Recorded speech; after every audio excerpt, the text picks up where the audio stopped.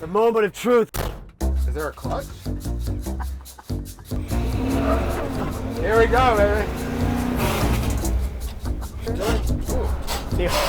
What's going on here? If you hear any grinding, it's Glenn edited, injecting the grind to make me look like a fool. I have been silky smooth. Oh my God, what is this word? I'm gonna start blaming it on the truck.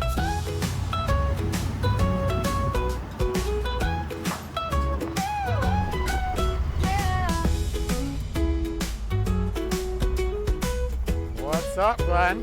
You guys call an Uber or a Big Red?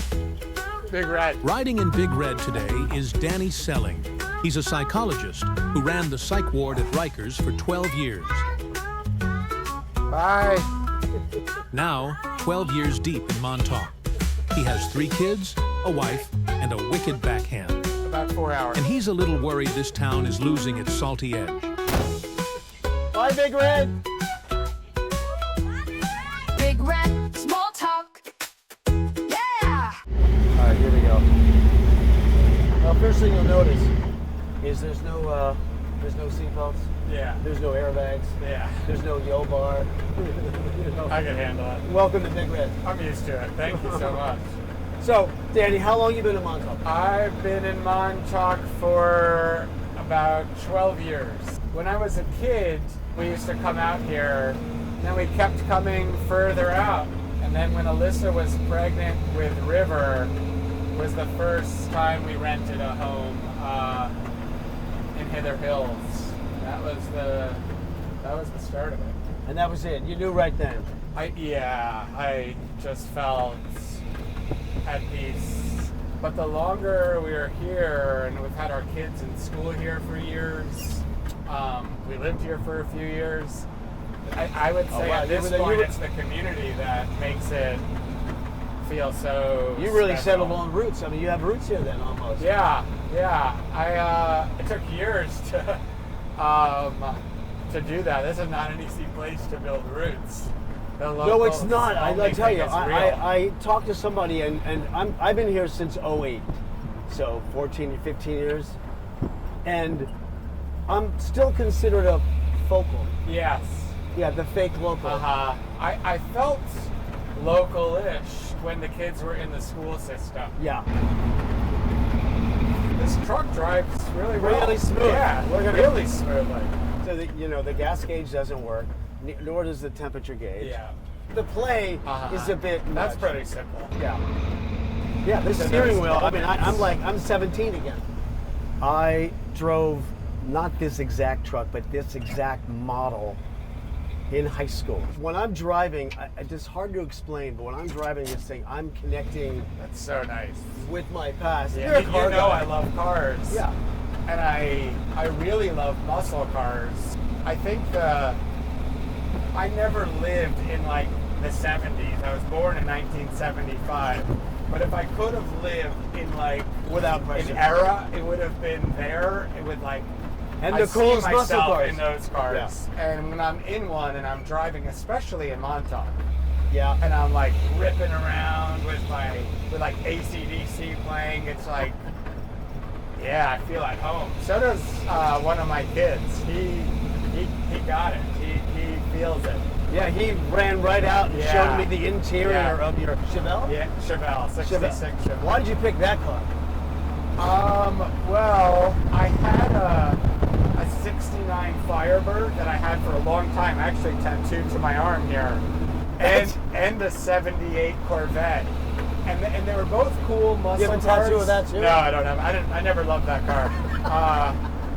But neither of them like had like the real power and torque of a muscle car.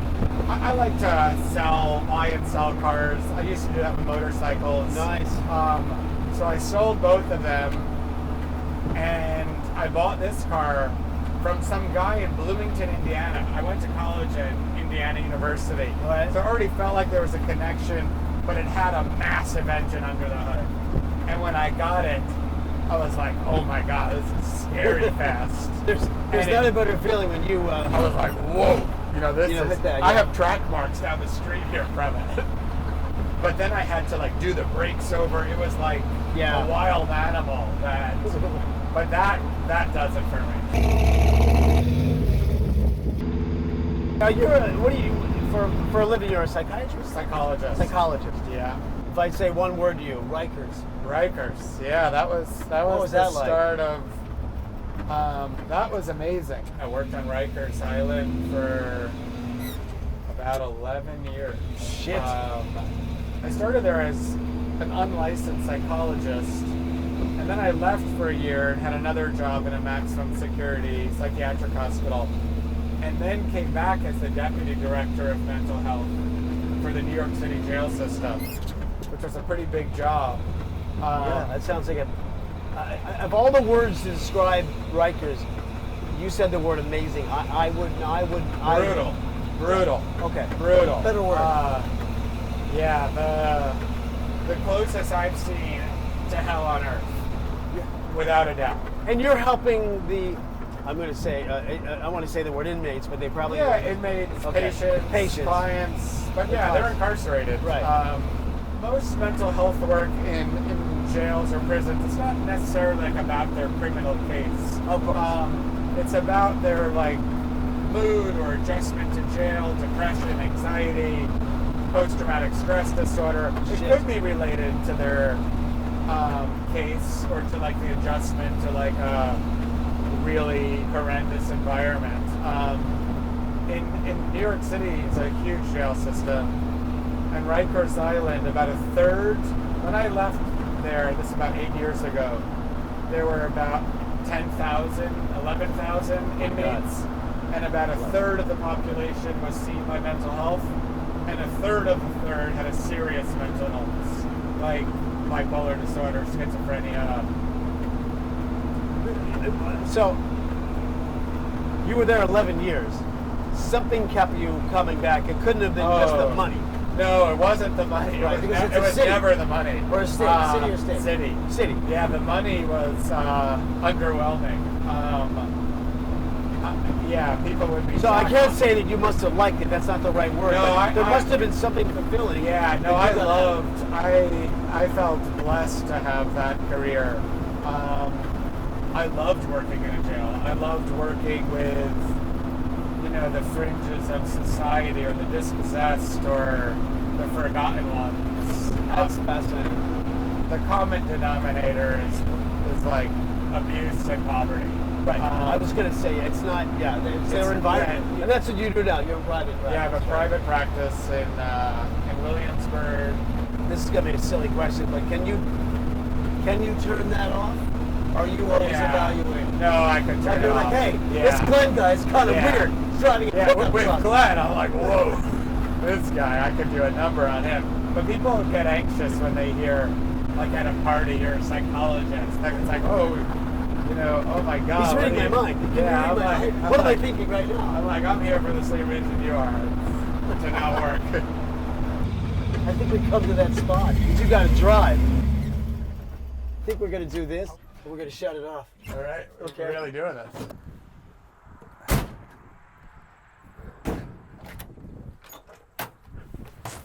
The moment of truth in Big Red. Oh shit! Is there a clutch? Feels like neutral. Yeah. All right. You should start out in second. Yeah. Yeah. Oh shit. Here we go, baby. A little grind. Holy shit.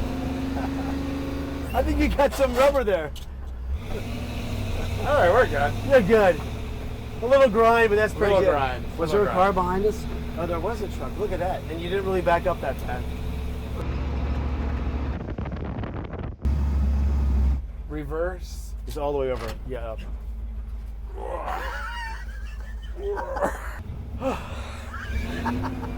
Look at that. You are a pro. Did it. You're a pro. You do have a heavy foot. I have a heavy foot. I see that. Yeah. You'll get it in. Yeah, it's somewhere right there. Right there. It should be right there.